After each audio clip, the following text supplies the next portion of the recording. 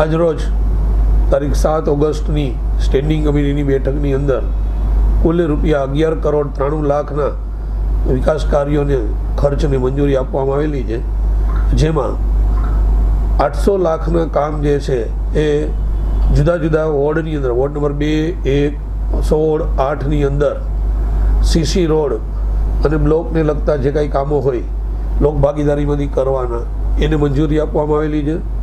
આ ઉપરાંત 100% ગ્રાન્ટમાંથી કરવાના થતા કામો જે છે એના માટે 160.67 લાખ રૂપિયાનો ખર્ચ મંજૂર કરવામાં આવેલો છે, જેની અંદર building works, compound hall, community hall વગેરે જેવા કામો કરવામાં આવશે. અને એ ઉપરાંત આસફાલ્ટના ચરેડા કરવા માટે 130 લાખ રૂપિયાનો ખર્ચ છે એ મંજૂર કરવામાં આવેલો છે. અને વોટરવર્ક શાખા માટે ઉંડ ડેમ 1માં પાણી ખેંચવાની જરૂરિયાત ઊભી થાય ત્યારે પોલ્ડર ટાઈપ સબમર્સિબલ પંપ લગાડવાનું 39.74 લાખનો ખર્ચ મંજૂર કરવામાં આવેલો છે. તેમજ મહાદેવ મંદિર આશીર્વાદ એવન્યુ પાસેનો જે રોડ છે એના માટે 39.72 લાખ રૂપિયાનો ખર્ચ મંજૂર કરવામાં આવેલો છે.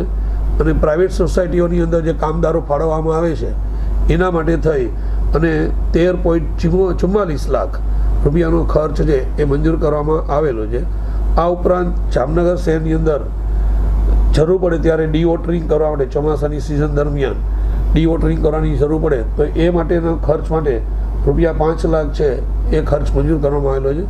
અને ગત મહાનગરપાલિકાનું જે ચૂંટણી હતી એ દરમિયાન મહાનગરપાલિકાના જે કોઈ અધિકારીઓએ કર્મચારીઓએ કામગીરી કરેલી હોય એમને વિશેષ રૂપે પ્રોત્સાહન રકમ રૂપે 4 લાખ રૂપિયા કુલ 40 કર્મચારીઓ વચ્ચે આપવાનું નક્કી કરેલું છે. ચેર ઉપરથી એક કાર્યક્રમ આવે છે જે આપણે 15મી ઓગસ્ટ આપણો જે સ્વતંત્રતા દિવસ છે એના અનુસંધાનમાં એક જાહેર કાર્યક્રમ જે ટાઉન હોલ ખાતે કરવાનું છે એનું આયોજન કરવાનું નક્કી કરેલું છે.